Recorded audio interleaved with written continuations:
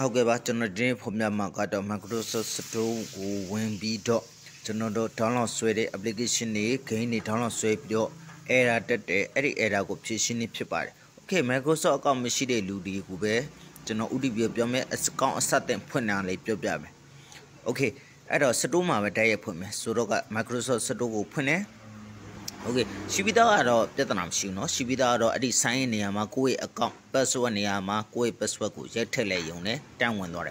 Daga Machide Lugu Microsoft account top points WhatsApp browser you point below top point in the Tayebe set one a day point below 1 light dollar. Time below 1 meter pit on no popular Nibia Pire. So I demand Lubonly. No, I did Lubonio Nelame. I'm a science what today. Sign Leo Nelate.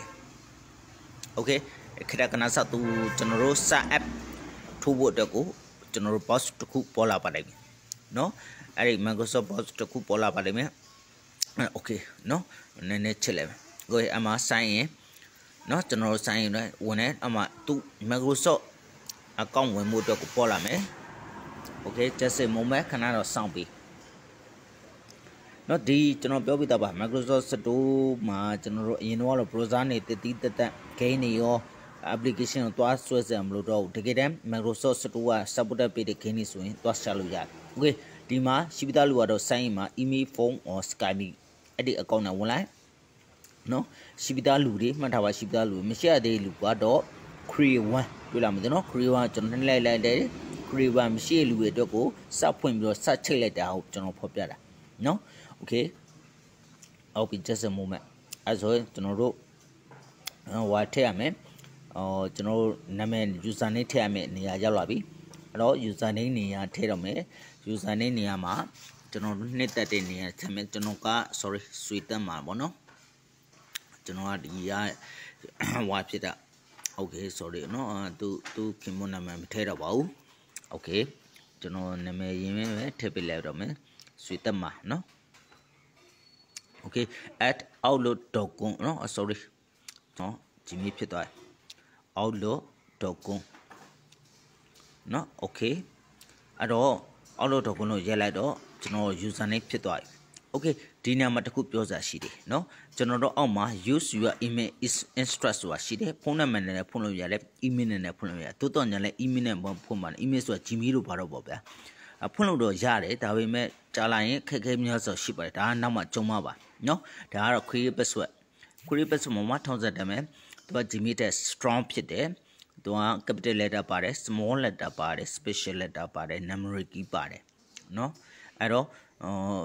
numeric key ရယ် small letter ရယ် capital letter ရယ် number ရယ်စုစုပေါင်းကျွန်တော်တို့ကရှင်းလုံးပေးမယ်အများကြီးပါလွယ်တယ်အဲ့ဒီလေးမျိုးပါအောင်လို့လွယ်အောင်လေးမျိုးပါပြီးတော့လွယ်အောင်ပေးစရာဒီအများရှိပါတယ်နော်အများရှိပါတယ်အများကြီးပါနော်ဒါလည်းလားကိုယ့်အကူ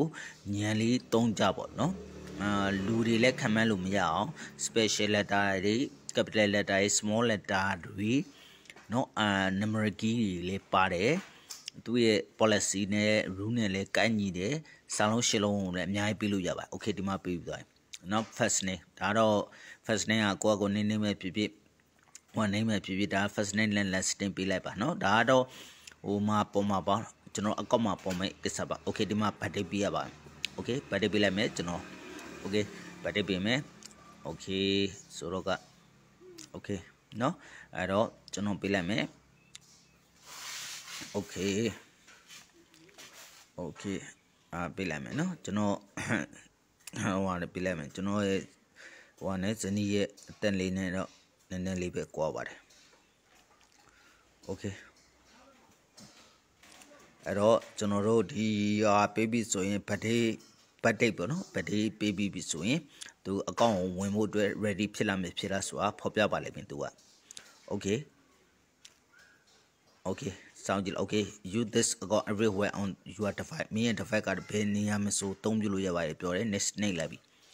အဲ့တော့ကျွန်တော်တို့ဆွေတက်မှာဆိုတဲ့ outlook.com expect email လေးရရှိသွားပါပြီနော်အော်လို့မေးလေ okay just a moment ဖြစ်သွားပါပြီအဲ့တော့ခေတ္တခဏစောင့်မိပါနော်သူချိတ်ဆက်နေပါ store အဒီကောင်က store ဓာတ်ရိုက်ကိုဝင်သွားပါပြီနော် store ဘာကြောင့်လဲဆိုတော့ store မှာဖွင့်တာပါ Microsoft account အောက်လုံးမေးတည်တဲ့ browser နဲ့တွားဖွင့်တာမှုတဲ့အတွက်စတိုးဓာတ်ရဝင်တော့ပါတယ်နော် okay အဲ့ဒါဆိုရင်စတိုးဓာတ်ရဝင်တော့ပါတယ်နော်အဲ့မှာကျွန်တော်တို့ဒီမှာ okay ခဏနေတော့သူချိတ်ဆက်နေပါတယ်နော် okay okay ခဏခဏသူချိတ်နေတာပါ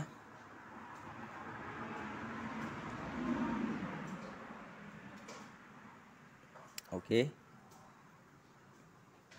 ခဏခဏဆောင်မေးသူချိတ်နေပါတယ် okay ဒါဆိုရောက်ပြီနော် okay ဒါဆိုရောက်ပြီ okay ရောက်သွားပြီနော် okay အဲ့တော့သူ့ရဲ့ email ဟိုကနေဖြစ်သွားပြီနော်သူ့ရဲ့ email အောက်လို့ mail ဖြစ်သွားပြီ okay Microsoft account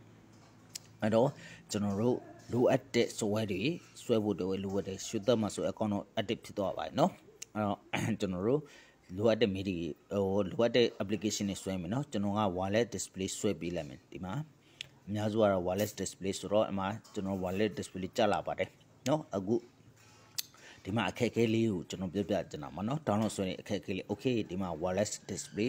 get adapter ဆိုတော့ Microsoft Edge browser ရေးဆွဲကျင်တဲ့ဒီလိုဆွဲလိုက်ပါနော်အဲ့တော့ကလေးကိုနှိပ်လိုက်ရမှာနော် GD get လေးကိုနှိပ်လိုက်ရမှာပဲ browser ရေးပဲဆွဲ VPN နဲ့ဆွဲဒီကနေပဲဆွဲလို့ရပါတယ်နော်ဒီမှာ get ဆိုတဲ့ဟာလေးတစ်ချက်နှိပ်လိုက်ရမယ်ပြီးတော့သူက downloading လုပ်ပေးပါတယ်okay အခုပြောပြမှာထပ်ပြီးတော့ထပ်မှပြောမှာ downloading ဟာပါပြဿနာမှာ okay ဒီမှာ study download လုပ်နေပါတယ် okay ဒီမှာတွေ့ပါလားနော် there has been an error တခုတွေ့ရှိရပါတယ် okay မယုံသေးဘူးကျွန်တော်ထပ်နှိပ်လိုက်တယ် okay ဘာကြောင့်လဲ why okay ထပ်ထွက်တယ် there has been an error okay အဲ့လေးထပ်ထွက်တယ်ဘာကြောင့်လဲ okay အောက်မှာပါပါတယ်နော်အောက်မှာအများကြီးပါပါတယ် CTD ကိုကျွန်တော်နှိပ်ကြည့်လိုက် okay ဒီမှာ time on update Windows update ကိုကျွန်တော်တို့ဖွင့်ပြပါရတယ်เนาะdisplay you can repair เนาะပြင်လို့ရပါတယ်တဲ့အဲ့တော့ကျွန်တော်တို့ update ကိုဖွင့်လိုက်ပြင်မယ် running update ကို troubleshoot in setting မှာတွားပြီးတော့ဖွင့်ပြလို့ရပါတယ်တိုးတိုးညာနဲ့ကျွန်တော်တို့ setting ကိုမတွားတော့ပါဘူးเนาะ setting ကိုမတွားတော့ပါဘူး setting ကိုမတွားတော့ဘဲနဲ့တခါတည်းကျွန်တော်တို့က Windows update ကဘယ်မှာရှိရလဲ group policy မှာရှိသလို service မှာရှိပါဒါပေမဲ့တိုးတိုးညာသူက service လို့ပြောထားပါတယ်submit လို့ပြောတော့ဘာမှမတွေ့ဘဲနဲ့ good policy တွေဘာလို့လဲ submit ကိုတိုက်ရိုက်တွားလိုက်ပါတယ်ကျွန်တော်เนาะ submit လို့ရထားတယ် run command နဲ့ scrpines submit.msc เนาะ Microsoft console okay window update တွေ့ပြီ okay ပြီးတော့ double click ကျွန်တော် display ဖြစ်နေအောင် automatic တောင်းလိုက်တယ် okay ပြီးတော့ကျွန်တော် start နှိပ်လိုက်တယ် okay ပြီးတော့ okay အဲ့ဒါထပ်နှိပ်တယ် sorry start နှိပ်မယ် okay သူ run သွားပါတယ်เนาะrun သွားပြီ okay ဒါဆိုရင်သူ run သွားပြီ running ဖြစ်သွားပြီเนาะ running ဖြစ်သွားပြီဆိုရင်ကျွန်တော်တို့စတင်ပြီးတော့ store ပြန်ဖွင့်လိုက်တယ် okay store ကိုပြန်ဖွင့်လိုက်တော့ store လဲနေပါတယ်